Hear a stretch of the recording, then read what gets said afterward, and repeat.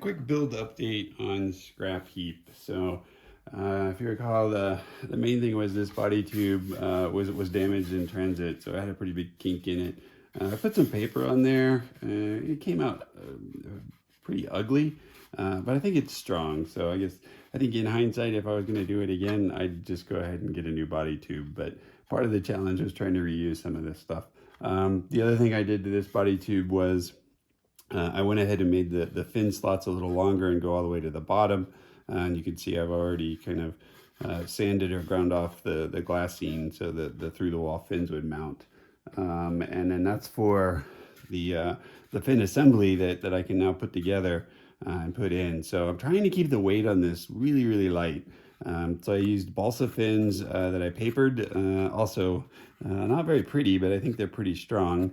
And then I've used Gorilla Glue, so you can see there's Gorilla Glue everywhere. Hopefully that's a lot lighter than epoxy would be in that case. And then on the bottom, the 3D printed thrust ring also helps align the fins.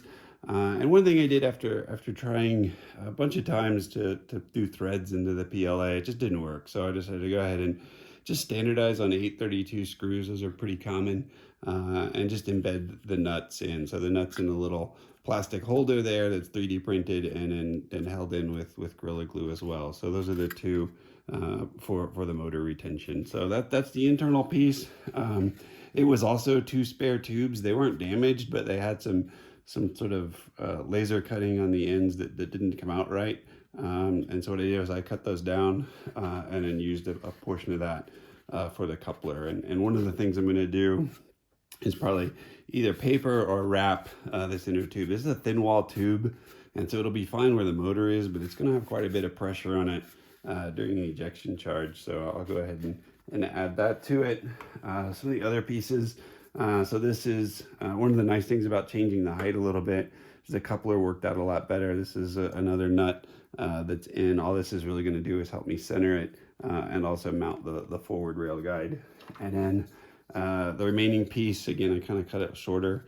The simulation showed that was actually a benefit. That's going to go up here, and then the very top will go on here, and that provides the full seal, and yet again another nut for the shock cord mount. And so hopefully everything will come together. The nose cone I've just started on. I think the idea here is I'm gonna put the guts of the nose cone, the electronics, and the different shoot experiments I want to run in here. And I don't want to print this whole thing again because it's so large. And so I ran this one. A few things that I found was I had to look at the infill. This has a pretty modest infill to it. I printed one version that was pretty heavy.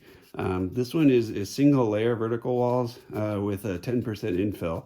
And it works pretty good. I think it's plenty strong. We'll see how it flies. And it's gonna work out. The other thing I did was if you randomize where the Z is, where the parting line is, you can't really see it probably, but it feels very pebbly. But that's much better than having a single Z scar. So it's a good slicer setting to look at. So I'm gonna continue gluing this together.